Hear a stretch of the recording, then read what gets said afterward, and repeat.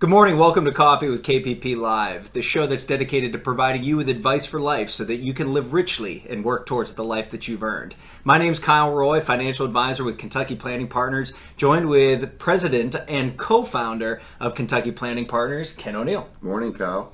Good morning. And so today, Ken and I have been coming off of spring break in Florida, and we had some similar experiences down there. Exactly.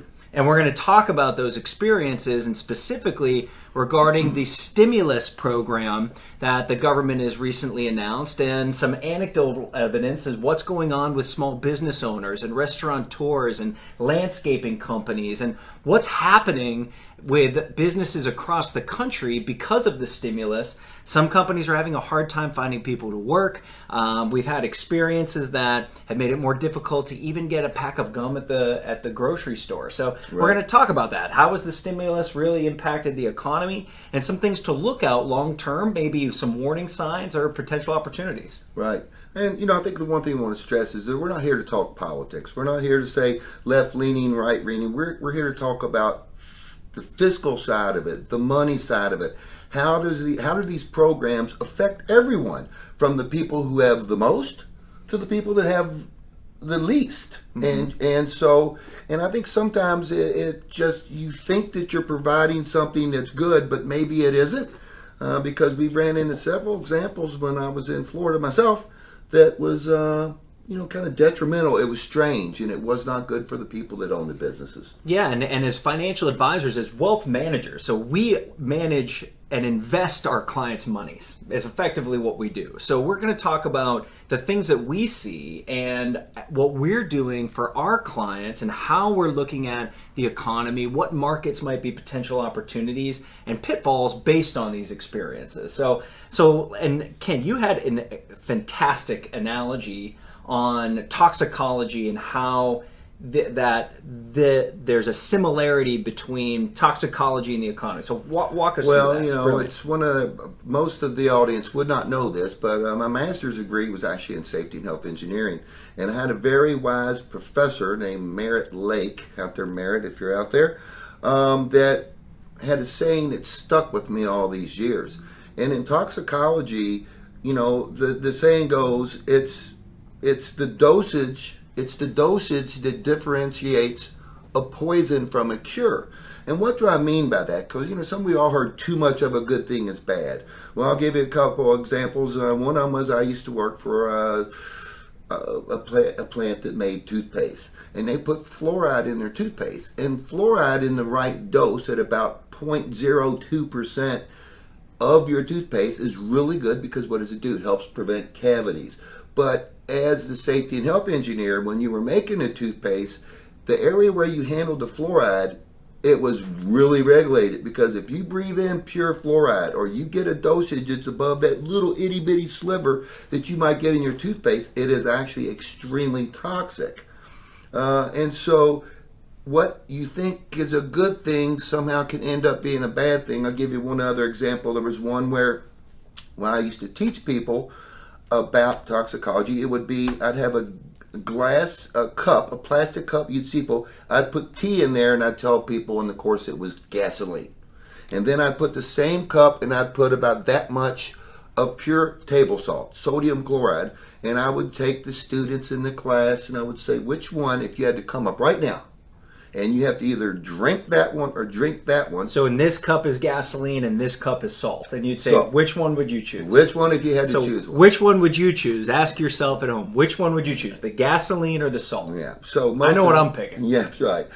So inevitably about 99% of the people would say, well, I would choose the table salt because you need salt to live. Mm-hmm. Well, in actuality, if you came up and you took that half to 3/4 of a cup of table salt and you ingested it, probably in 30 or 45 minutes, there's a very good chance you would be dead. Whereas the gasoline, as long as you didn't throw up, you might get sick, you may have to go to the doctor, but you're about a 99% chance you won't die.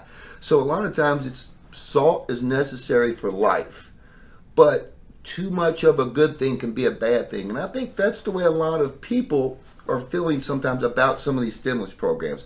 Again, some of them have served the exact purpose they were meant for, but I think a lot of times you have unintended consequences.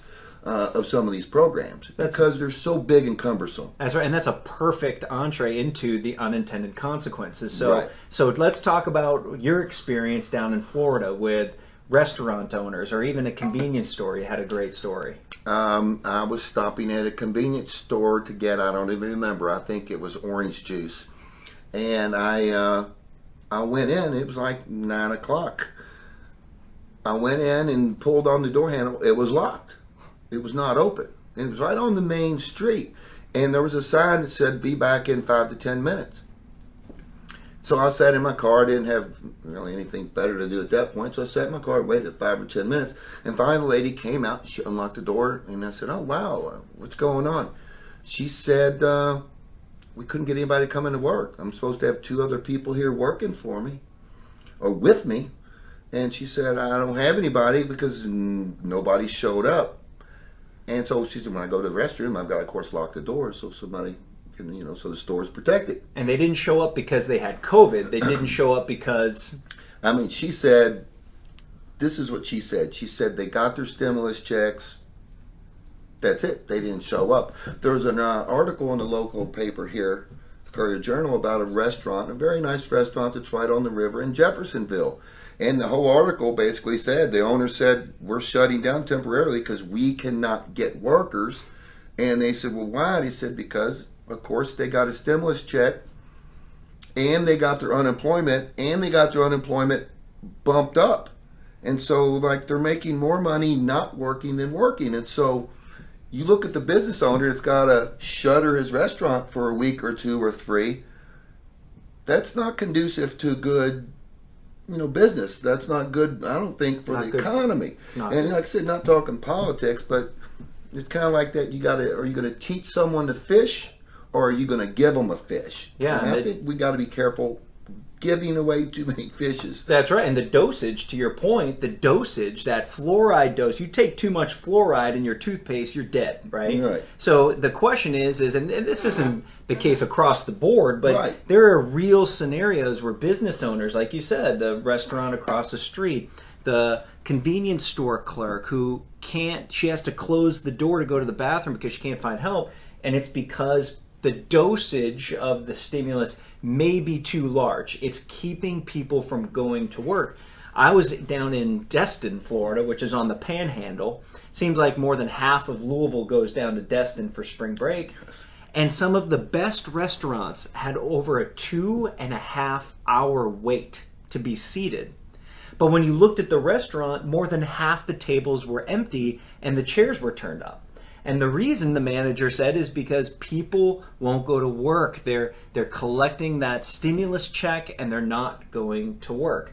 One of my best friends and clients in Massachusetts owns a landscaping company. Same thing. So it's really difficult for business owners to find work when the laborers are receiving all the stimulus, which could be a sign that the dosage could be a bit high.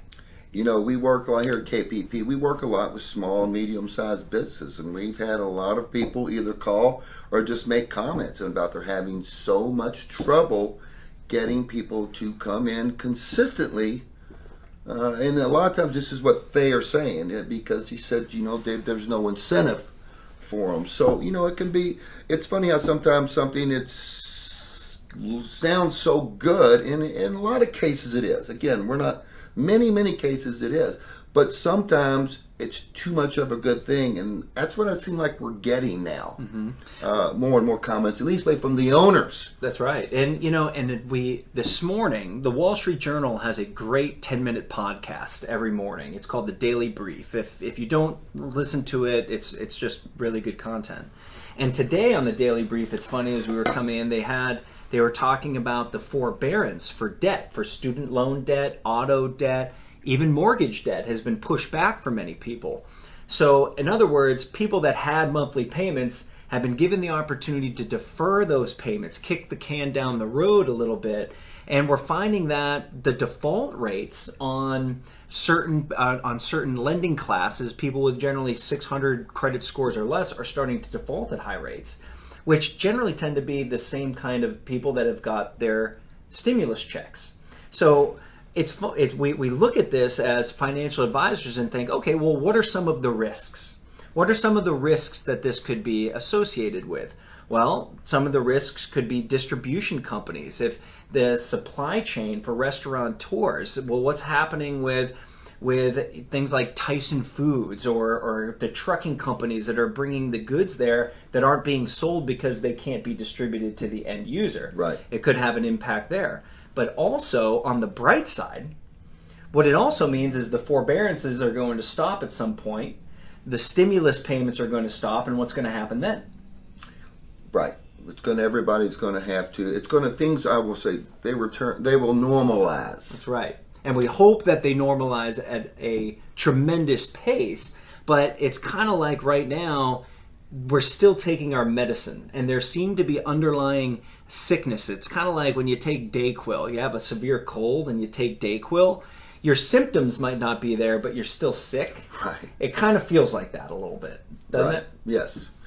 And I know we've talked about this. We have people saying all this money that they're injecting into the economy, it's helping to stimulate the economy, right? There's no doubt if you look at what the market's done.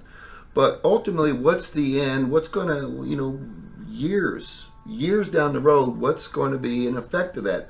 A lot of people say it's going to be inflation. Because when you print out $1 trillion and pump it into the economy, you're diluting, when you're printing the money, you're diluting the purchasing power of the money. And we've talked about that. You look at, and I think we've already seen it. I mean, the price of fuels went up a lot. I think you gave a perfect analogy today when we talked about when I was a kid, young man, and my mom went and bought a box of Cheerios at the grocery store. The box was about, and it wasn't just because I was a kid, right? Everything seemed bigger. That's right. The box would be this big and that thick. Well, when you go buy a box of cereal now, what do you get?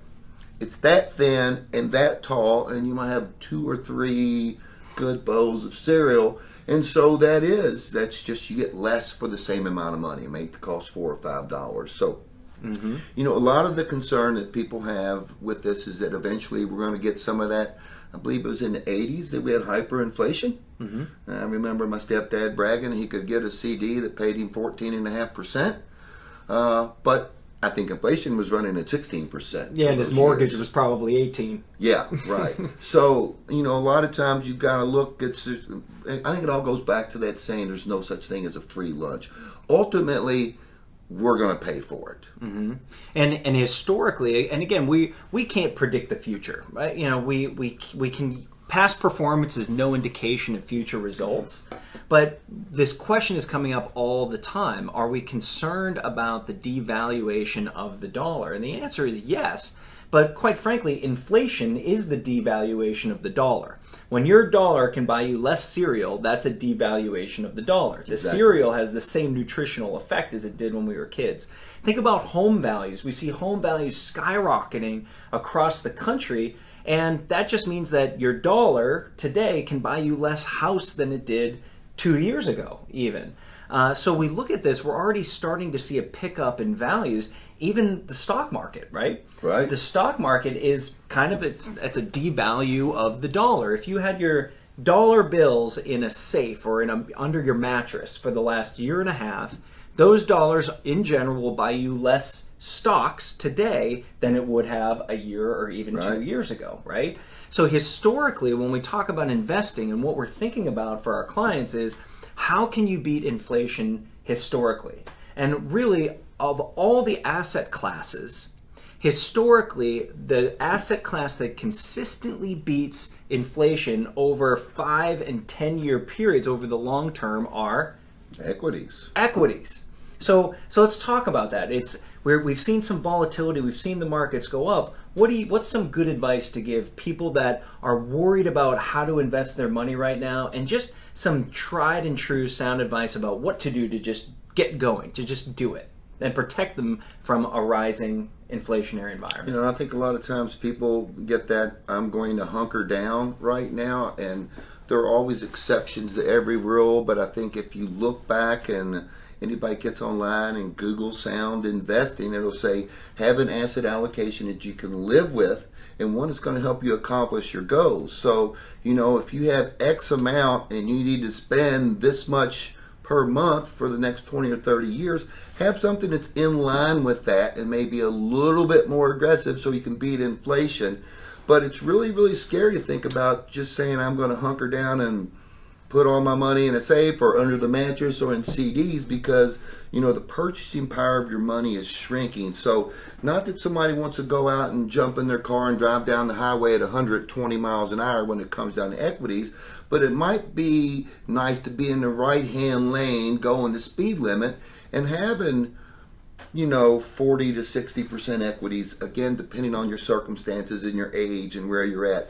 But it's important to make sure that you have a proper mix.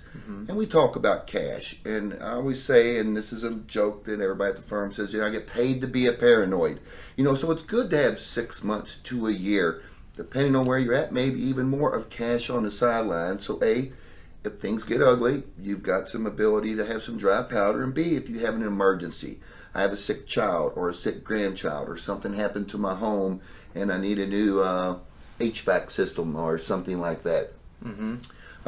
So it's all about looking at it, going back to the proper dosage. Yeah, absolutely. And I would say if you have teenage children, you're an investor. You might be in your mid-30s, 40s, 50s. It doesn't matter. If you have teenage children or grandchildren, this is a perfect opportunity to tell them and encourage them to go get a job, right? There are restaurateurs, restaurants that are begging for labor, begging people to come work. And I started in the restaurant business when I was 16 years old, right when I could drive. Right. And I'm so grateful for that opportunity. You learn a lot by serving others. And I was a landscaper and all that. And all these businesses are looking for work. So encourage your children and grandchildren to go out there, because there are opportunities to be had.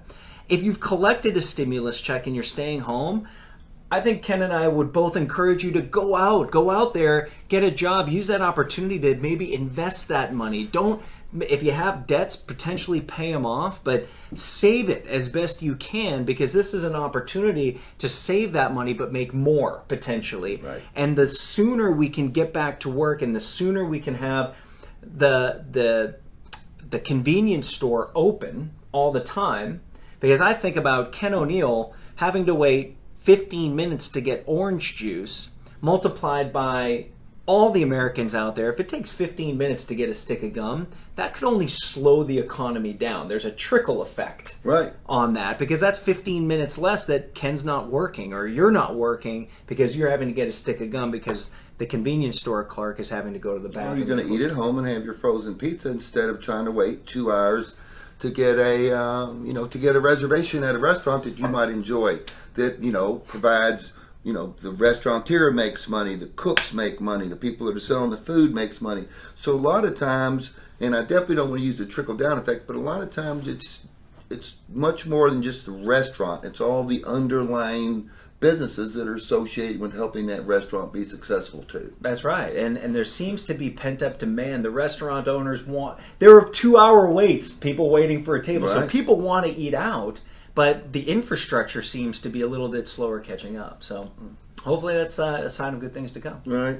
Yeah. Well, how about those Baylor Bears? Oh, I know. Congratulations, right? Yeah, Congratulations. that was a dominating performance yesterday, folks. Yeah. Well. With that said, anything you want to close out with, Ken? No. We've just we just had so many people and so many inquiries, and it just seems to be such a topic of interest when we're out.